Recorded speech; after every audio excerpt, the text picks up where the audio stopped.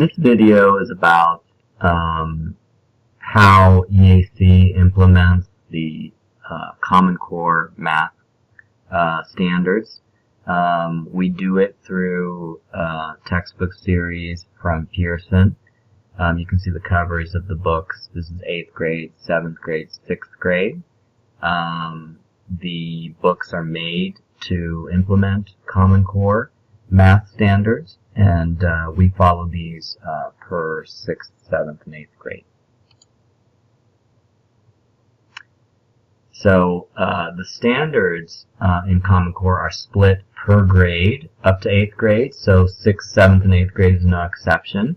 You can see in this diagram that, or in this table, that 6th, 7th, and 8th grade are the titles for each of these columns. And across the left side here, we are going to have what they call domains. So they're like math general topics. And these domains go through many grades. And so, for example, most of these domains go throughout 6th, 7th, and 8th grade. The exception is the functions domain right here. It only exists starting in 8th grade, and the ratios proportional relationships domain is 6th and 7th, but does not exist any longer in 8th. And that's just kind of because this is a more basic concept, and functions is more of an advanced concept. But so the domains that go throughout 6th, 7th, and 8th grade would be the number system, expressions and equations, geometry and statistics, and probability. So we can see that in each of these domains there are several standards which are inside these little boxes, and the standards evolve for each one of these domains as you rise from 6th, 7th to 8th grade. So you can see that the number system has standards for each grade that are different from each other. The next thing I'm going to show you is one thing that's interesting. In the textbook series we have, it takes one of the 6th grade standards, which exists right here, and it's not explicitly listed in 7th and 8th grade, but you'll see in the textbook series that as you go from 6th, 7th, and 8th, this standard is still implemented in the textbook series, and the student is going deeper and deeper into the standard as he goes through 8th grade. So let's see how that works. So the standard, if we zoom in and look at it, is reason about and solve one variable equations and inequalities. Okay. There we see it there. We're going to zoom in on this. Okay. So as you can see, it's a 6th grade standard, but the Pearson's textbook extends the standard to depth of complexity each year from 6th to 8th grade. So, for example, in 6th grade, it says to solve one-step equations, to do one math operation to each side in order to solve for a variable. In 7th grade, you solve two-step equations in which you do two math operations to each side in order to solve for a variable.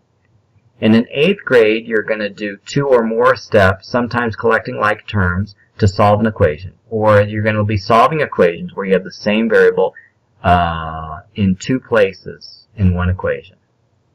So now we're going to see what that looks like in the textbook.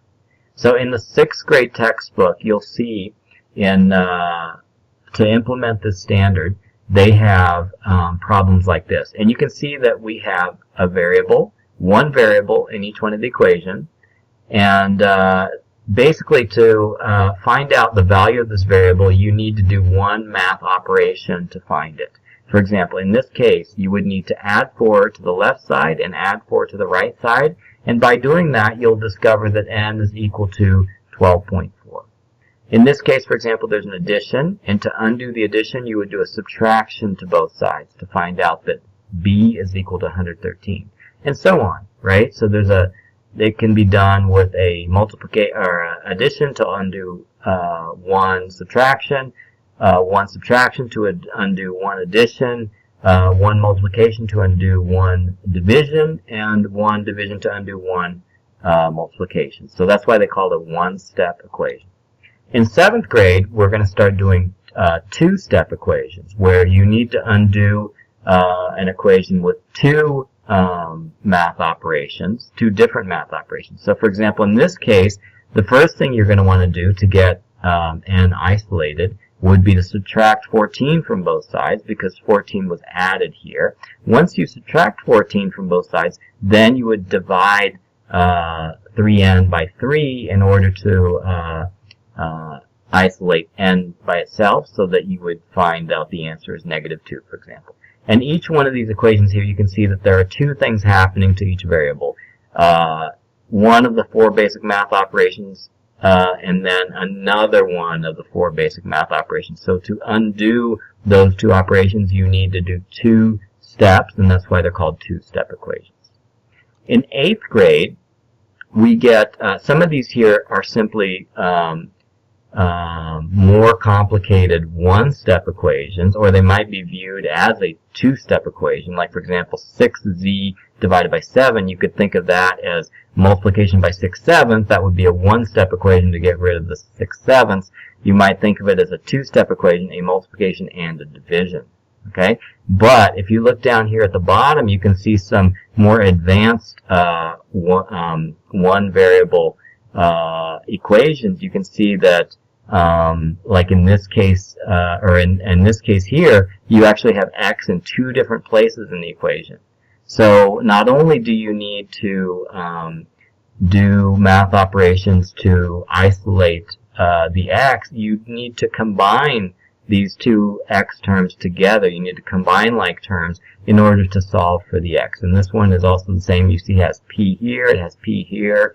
You would need to either divide by 0.3, or you would need to, there's several options here. So the complexity of the equation makes the solution process more flexible also. Then let's take a look at one more way that Common Core can be seen to evolve one concept. And so from here, what we're going to look at is, like, we always have word problems in math. How do word problems change going from 6th, 7th, and 8th grade? What does Common Core and the Pearson textbook series concentrate on as the student goes from 6th, 7th, and 8th grade? For example, in 6th grade, it says that the word problems that they're solving generate equations of the form x plus a number equals a number, or a number times x equals a number. So these are pretty simple equations. It's got one variable, it's got one math operation happening to the variable, and then that results in another number. So in this case here, you've got an addition happening, it results in a new number. Here you got a multiplication happening, it results in a new number. Okay, and it also specifies that these numbers and x are non-negative numbers. They're not negative numbers. Even though they have studied negative numbers, the word problems are concentrating on positive numbers. Okay, so here we can see that here's an example of one of these problems. So it says the library is 3 miles closer to home than the middle school. If the library is 7 miles from home, how far is the middle school from home?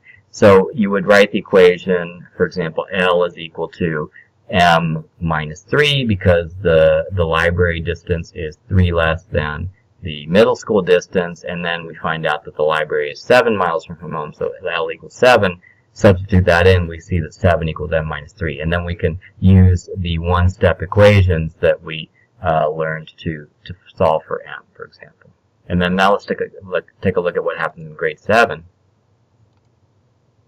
In grade 7, it says, solve word problems leading to equations of the form px plus q equals r and p times x plus q equals r. And you can see that here we're kind of moving to the two-step equations, which we read in the other screen, that is something that is new in 7th grade. So you can see that like here we got an addition or a multiplication happening with the x, then we have an addition and we get a new number. And here we have an addition happening and then we have a multiplication and then we get the new number.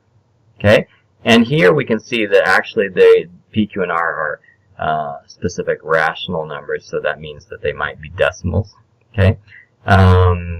And let's see, what does it look like in the math book? Let's just take a look at the problem here. So it says 6 friends split the cost of a party. Each person also spends $65 for a hotel room. Each person spends $160 on the party and a room. So what is the cost of the party? So the cost of the party is going to be P. We know that the cost of the party is split between 6 people, so 160P plus $65. Each person pays $65 for a hotel room. The total cost for one person is $160. So this is one possible equation you could write from this, although this is not the only equation you might write from it. Okay. And then finally, let's look at grade 8. In this case, it says, given coordinates for 2 pairs of points, determine whether the line through the first pair of points intersects the line through the second pair. And in this case, we're going to another type of equation. We're going to a type of equation that has x and y, or 2 variables, not just one variable. Did you notice in 6th and 7th grade we did 1 variable problems? Here we're going to have a 2 variable problem. And so in this case, the